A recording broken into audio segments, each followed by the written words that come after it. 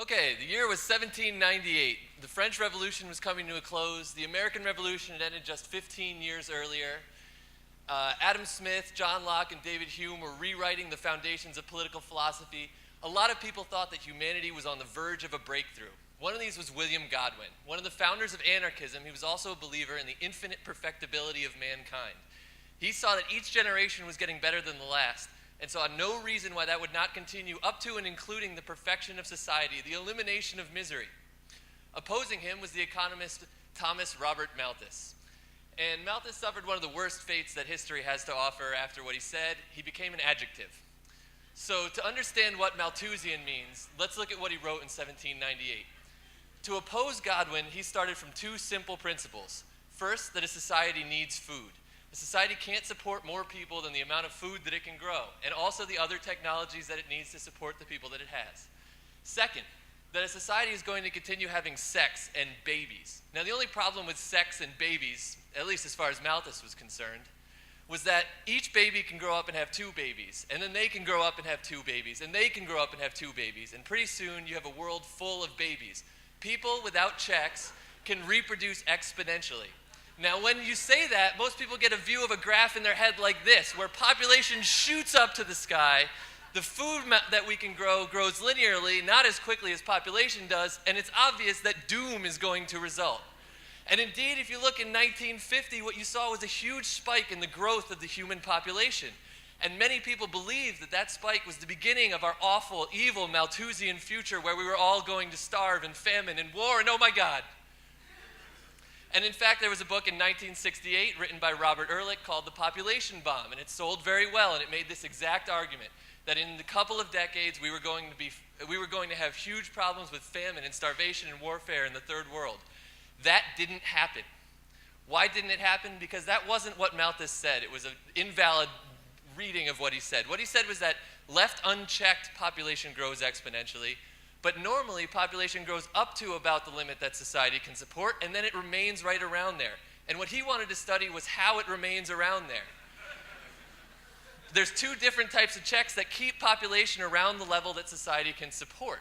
The first of those is positive checks. Positive checks increase death. They're war, famine, and disease. And one of the reasons we were able to support the large growth in population that we encountered in the 1950s was because of technology, both medical technology lowering death, and guys like Norman Borlaug who spread better crops around the world, staved off starvation for many, many millions of people, and enabled society to grow much more because we could grow a lot more food. The second type of check that Malthus talked about is preventive checks. When a society is near the limit that it can support, people marry later, people have less babies, and people use contraceptives.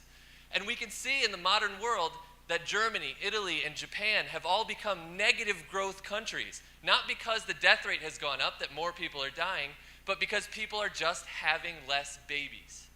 So Malthus tells us how population reacts to the area around it, shows us that it can work automatically. So for the last 10,000 years, these types of checks have kept society in line with the amount of food that's available, and it's worked automatically without anybody's support. So is everything fine? Well, no, it's not fine necessarily.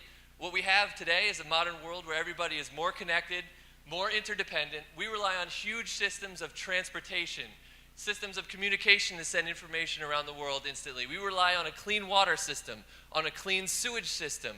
We get our food from, well, where? Who the hell knows where our food is grown, right? Well, you don't know where it's grown. You don't know how to support yourself. We're not self-sufficient.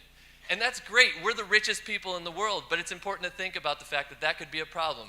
If there was a huge disaster, if one of our social systems that supports us, such as our huge armies or our huge armies of politicians that keep those huge armies from killing all of us, were to fail, would society be able to withstand such an attack? In the past, it was clear if anybody survived, they lived off their own stuff and they knew how to do everything they needed to do. That's not true today.